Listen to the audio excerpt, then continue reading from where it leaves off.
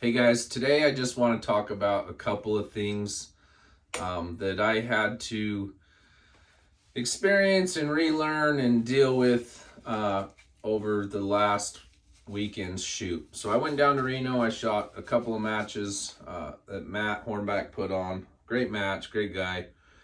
We shot a rimfire NRL 22X match on Saturday, and then we shot a centerfire club match on Sunday.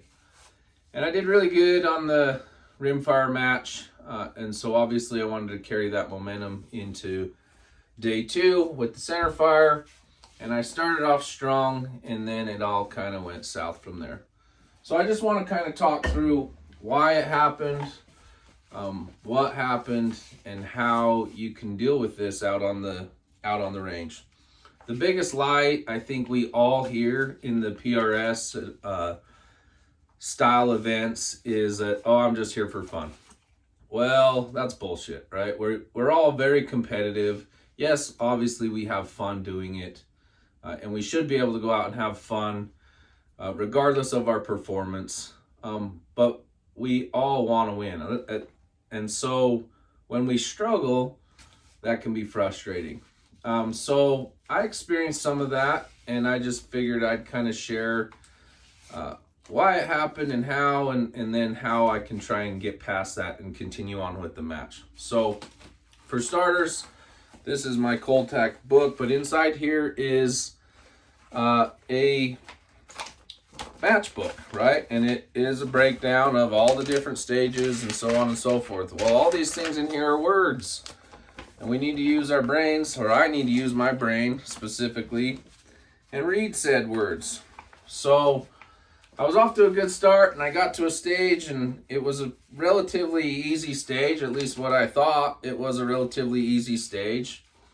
And I wasn't paying a lot of attention. And I've learned this lesson several times, so clearly I haven't learned it very well, that you absolutely have to read the course of fire description.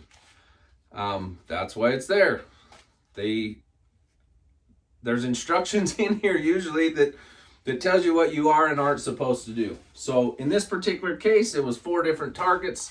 They were fairly generous targets, and they just walked out a troop line, and you double tapped them walking out. The problem with it, and what I did not read, is that it was a no dial stage. So of course I got down. I shot my first, connected on those 2 shots. I proceeded to move to the second target, and I dialed my target. Well, when I was informed that I was not supposed to touch my turrets. So of course I zeroed that stage. These events are super competitive, and I can't afford to lose 8 points. So it kind of hits you hard. It was a mental thing. I was frustrated, obviously. I that one stage took me out of the running. And so I got off that stage, but I did it to myself. And although I was frustrated, I just had to walk it off and try and get back in the game. And what it did do is it allowed me some freedom to then use that match as an educational tool for the rest of the day. I could try things that I wouldn't normally try in maybe a super competitive match. I can try different positions. I could try different gear. If you run tripod rear support or not, like now that might be a good time to do it. And also, I just want to touch on how I could have not made the mistake in the first place. So obviously the first thing is to read the course of fire, and read it once, twice, 10 times if you have to. But then I've drawn this on my little card as a reminder: don't touch. So little things like this, I do it often when there's difficult stages, and let's say you have to engage targets out of order. I may write all that stuff down on my dope card. So they're there for a reason.